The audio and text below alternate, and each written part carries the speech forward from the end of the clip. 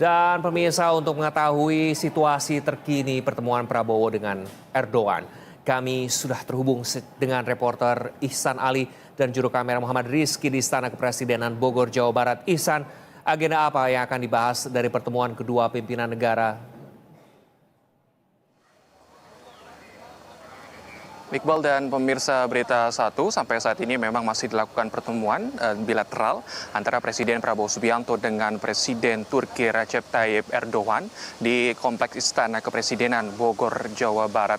Pertemuan sudah berlangsung kurang lebih selama 1 jam lamanya, jadi kami masih menantikan terkait hasil dari pertemuan maupun nota kesepahaman kerjasama antara Indonesia dan Turki. Karena kita tahu bersama 75 tahun hubungan bilateral antara Indonesia dengan Turki ini sudah terbangun, kerjasama ekonomi, pertahanan juga terus dilakukan dari sejak pemerintahan lalu sampai saat ini pemerintahan Prabowo Subianto. Dan nantinya memang direncanakan seusai pertemuan bilateral meeting antara Presiden Prabowo dengan Presiden Erdogan ini akan dilakukan jumpa pers di hadapan wartawan kepresidenan, lalu nantinya akan ditutup dengan makan siang bersama baik Presiden Prabowo, Presiden Erdogan dan kabinet Merah Putih maupun dari kabinet yang dibawa oleh Presiden Erdogan. Memang kita sama-sama tahu bersama bahwa kerjasama antara Indonesia dengan Turki ini menjadi dinanti-nantikan dikarenakan hubungan yang telah terjalin selama 75 tahun, khususnya pertemuan bilateral dan pelaksanaan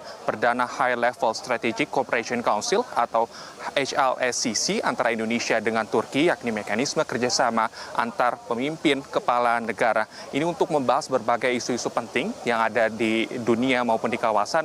Utamanya memang kami ini masih menantikan apakah nanti ada kesepahaman terkait dengan isu Gaza Palestina antara pemerintahan pandangan dari Presiden Prabowo maupun dari Presiden Erdogan. Karena kita tahu bersama kunjungan dari Presiden Erdogan ini juga sebelum mengunjungi Indonesia, Presiden Erdogan terlebih dahulu bertemu dengan Perdana Menteri Malaysia Anwar Ibrahim membahas isu Gaza Palestina di Malaysia, dan nantinya memang direncanakan Erdogan setelah mengunjungi Indonesia dan pulang pada hari ini ia akan lanjut untuk mengunjungi negara ketiga, yakni negara Pakistan.